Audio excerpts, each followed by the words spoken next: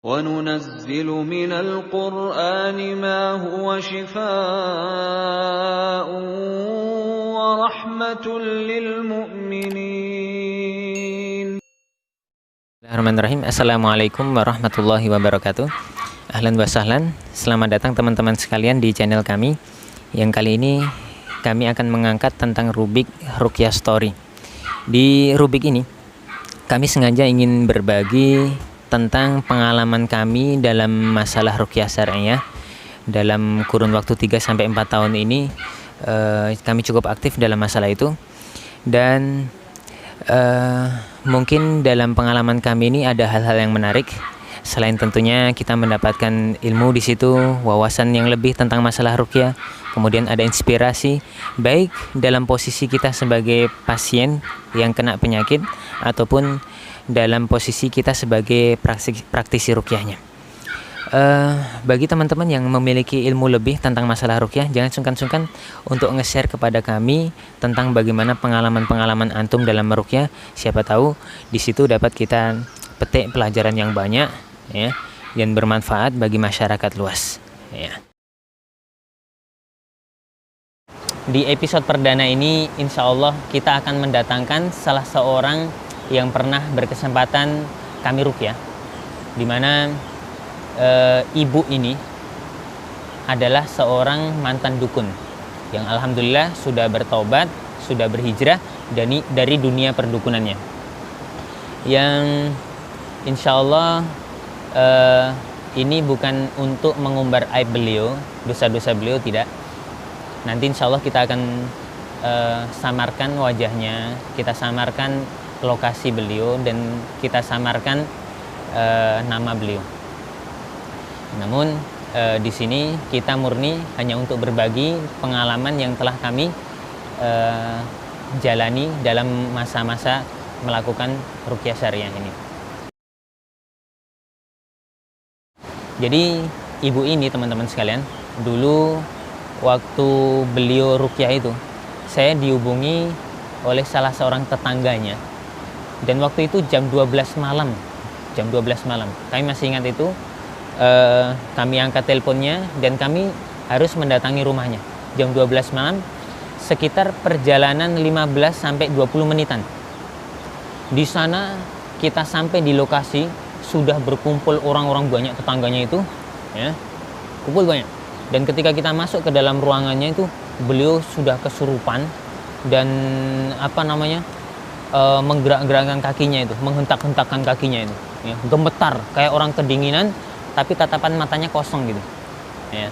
Coba nanti kita akan kupas dari beliau bagaimana pengalaman beliau dan bagaimana setelah beliau diruqyah dan bertobat dari dunia ini.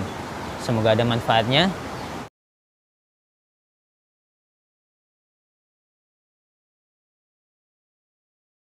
Iya. Awal mulanya karena kakek menjadi dukun. Jadi diwariskan tuh. Iya, jadi harus ada pewarisnya. Nah, jadi Uni yang jadi pewarisnya. Kasadonya ilmu kakekku diturunkan ke Uni gitu supaya ada penerusnya indah habis do. Dari keturunan kakek cuma Uni aja atau? Iya, Uni surangnya yang menerima. Bahwasanya ilmu-ilmu sihir dan perdukunan itu, mereka ingin ilmunya terus eksis. Ketika mereka sudah mencapai usia senja, dia akan menurunkan kepada anak-anaknya atau kalau tidak cucu-cucunya. Dan itu kebiasaan mereka seperti itu. Terbukti kalau dalam sejarah itu kita pernah mendengar kisah Ghulam, ya, yang seorang raja yang memiliki tukang sihir yang ingin menurunkan ilmu sihirnya kepada anak-anaknya, maka dipilihlah Ghulam itu. Sebagaimana antum bisa baca kisah ini dalam tafsir Ibnu Katsir ketika menafsirkan surat Al-Buruj. Dan menurut pengalaman kami pun juga ada yang seperti ini. Di antaranya ada teman kami, insya Allah nanti di episode-episode yang akan datang saya coba akan hubungi beliau, ya, untuk mau hadir dan berbagi sharing tentang kisah beliau. Ya, beliau juga sempat ingin diwarisi ilmu tersebut. Sejak tahun 1997 sampai 2013. Iya. Berarti sekitar 6 tahun ya nih. Iya.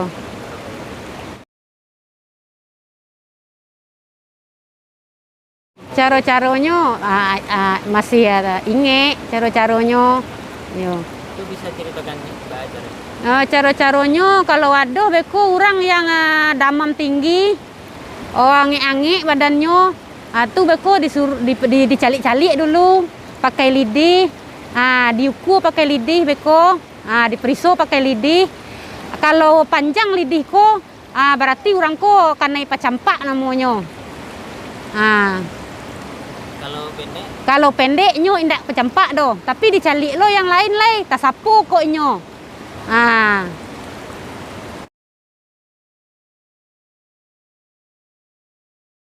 Oh, sekarang indak harus betapa doh. Cuman dicatat di buku, beko dihafal setiap hari.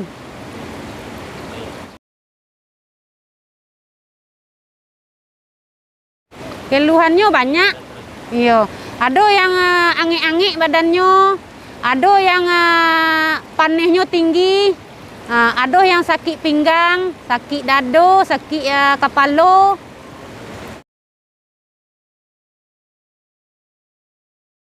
Iya, ada minta kabaji namanya. Kabaji itu beko ada orang manggaleh di sebelah tu, tunya manggaleh lo beko. Tu galehnya kurang laku. Galeh orang di sebelah tu laku. Bekonyo pai kawak minta tolong bah supaya galeh orang tu indak laku lei.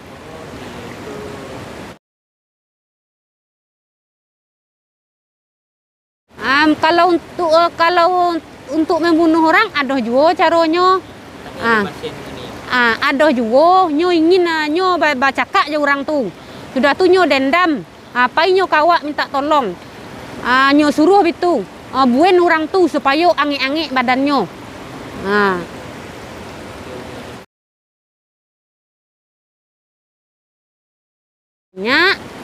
Minta buat jimek supaya nyo indak sakit-sakit. Tangkanya je jimek ko. Itu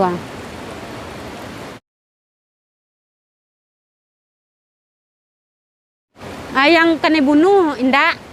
Cuma yang sekedar ange-ange. Ayo.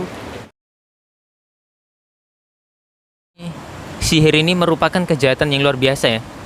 Karena kejahatan ini sifatnya samar. Nggak tahu. Beda dengan ketika orang membunuh ya. Membaca orang, merampas harta orang, itu nampak. Tapi perdukunan ini, dia tidak nampak. Tiba-tiba orangnya di sana sudah sakit. Ya, panas-panas badannya, tiba-tiba muntah paku, muntah darah, waliyadzubillah. Ya. Dan ini tidak ada pidana. Tidak ada undang-undang yang mengatur tentang yang semacam ini.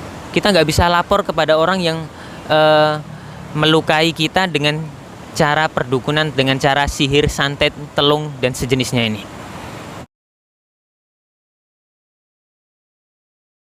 Penghasilannya, kalau yang ubek pacampak tuh, nyagi durang beko 20.000. Kalau yang katangkapan, tasapo 30.000.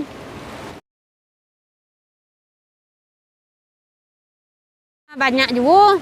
Ada sampai 5 balai orang. Ada 10 orang. Kita lihat betapa banyaknya orang-orang yang datang ke tempat perdukunan. Ini menunjukkan bahwasanya masyarakat kita masih begitu lemah dan dangkal dalam urusan akidah dan tauhid. Mereka mudah sekali untuk pergi ke dukun. Sedikit-sedikit larinya ke dukun. Gagal jodoh, dukun. Ingin kaya, larinya ke dukun. Ingin sembuh, larinya ke dukun. Tahun 2000 sampai baleh tu, 2003 baleh. 23 baleh antara sampai baleh tu uni sakit. Sakit saat tu badanku ange-ange. paneh-paneh ke sadonyo. Kapalo sakit, lah sakit sadonyo badanku. Lah bacubo bau bek surang, pakai dukun awak surang, bau bek jo caro surang. Uni seorang ya? Iyo, bau bek surang, jo caro dukun tadi. Selama sebulan ndak do berhasil do. Ndak do berhasil do. Siap tu pai ke dokter. Indak jo berhasil do. Nah, aduh lah etek yang magih masukan, magih pengarahan kawa. Suruh tobat lah. Suruh tobat. Jangan badukun jualeng. Antah-antah itu jin tu yang masuk mapo ke tubuh tu. Padahal Uni tadi itu untuk cari kekayaan nggak kaya. Uni pun tadi sakit dan dia harus berobat. Dia berusaha mengobati dirinya sendiri dengan ilmu perdukunannya dan itu nggak berhasil. Akhirnya dia perginya ke dokter. Kemudian ada juga yang ingin dendam dengan seseorang, pengen mencelakai seorang, larinya ke dukun. Ingat teman-teman, siapapun yang mendengarkan acara ini, bahwasanya mendatangi dukun itu bukan perkara yang sepele. Itu keharaman yang luar biasa. Dengarkan sabda Rasulullah SAW, ancaman bagi orang-orang yang mendatangi dukun. Kata Rasulullah, man ata kahinan aw arrafan fasaddaqahu bima yaqul faqad kafara bima unzila ala Muhammad. Barang siapa mendatangi dukun atau mendatangi tukang ramal dan dia membenarkan apa yang dikatakan oleh dukun dan tukang ramal tersebut, maka dia telah kufur terhadap apa yang diturunkan kepada Nabi Muhammad SAW. Ancaman yang keras. Intinya kafir ketika kita mendatangi dukun. Waliyadzubillah. Pernah nampak Sadar atau tidak sadar? antara sadar jo indak sadar.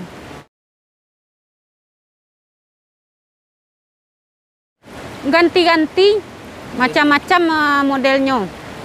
Kira-kira ratusan ada? Ratusan ndak, Puluhan? puluhan yo.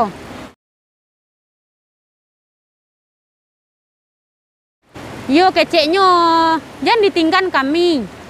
Bakok bertinggan kami.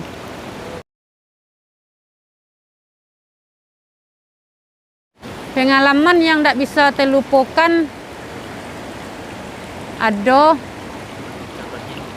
Contohnya sangke tu orang minta kabaji anjing namanya.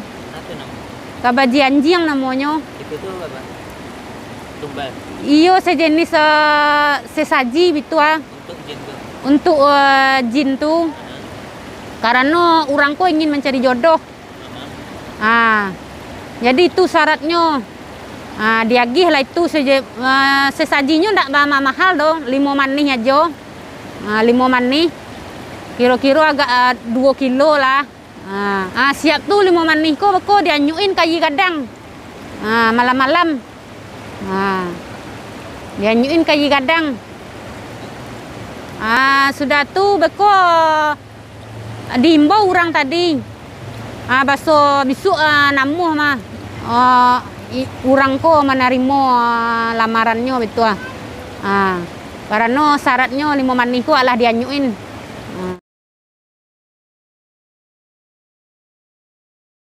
Kena ruqyah awal tahun 3 tahun yang lalu, Pak Ustadz. Yo. 3 tahun tuh kena ruqyah, belajar tentang sunnah.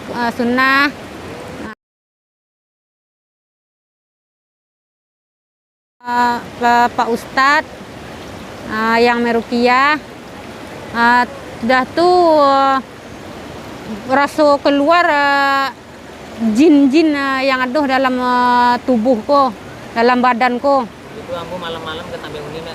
Iya. Malam. Iya. Ini sedang udah. Iya. Itu Leoni sadar. Antara sadar, jo indak sadar.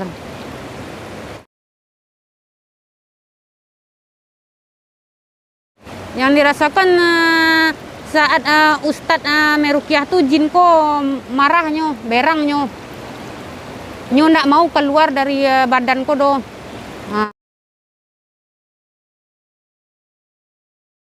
Alhamdulillah bisa dengan bantuan ruqyah Pak Ustadz.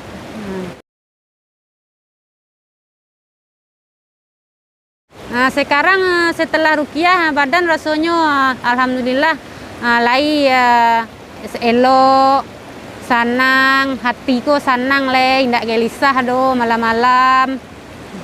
Biasanya gelisah. Biasanya indak lalo, hatiku indak sanang do, mataku ndak mau lalo, takut-takut. Kalau gini nggak ada model.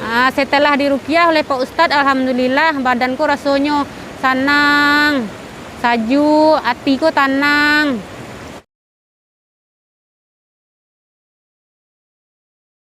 Alhamdulillah kini ndak ada nampak-nampak lagi. Nggak ada nama-nama. Iya. Gangguan-gangguan nggak ada. Ndak ada lagi.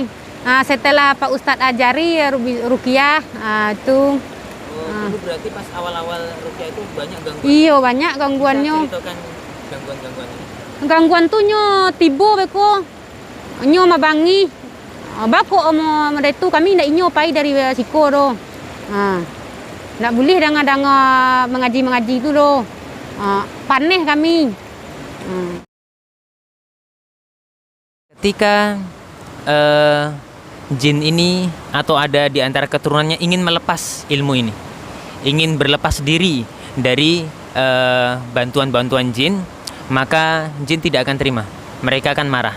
Ya, sebagaimana tadi kita ngobrol sama Uni, ketika dia ingin hijrah, ingin bertobat, para jin itu berontak, dia nggak mau, dia mengganggu Uni. Ya, barakallahu fiik.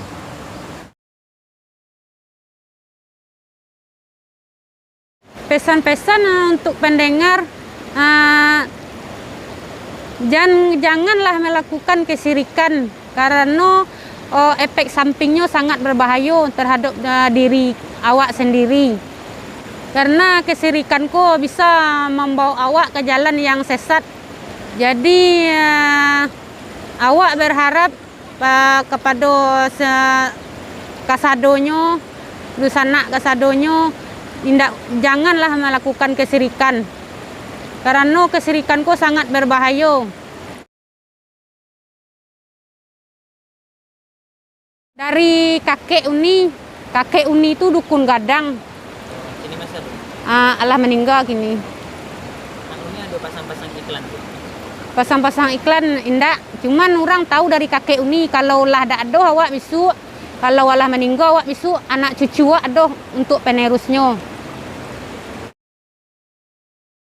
Ini PR besar bagi para ulama, para ustadz, para dai untuk menyebarkan dakwah tauhid di negeri kita tercinta ini pada khususnya dan juga ke seluruh umat pada umumnya.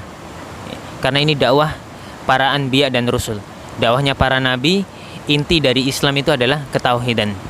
Dan kita masih butuh tentang dakwah tauhid ini, dan ini yang harusnya menjadi prioritas dan yang paling utama untuk diberikan porsinya yang lebih kepada umat ini. Karena syirik ini merupakan noda yang sangat besar yang akan mampu mengundang murkanya Allah Subhanahu wa taala.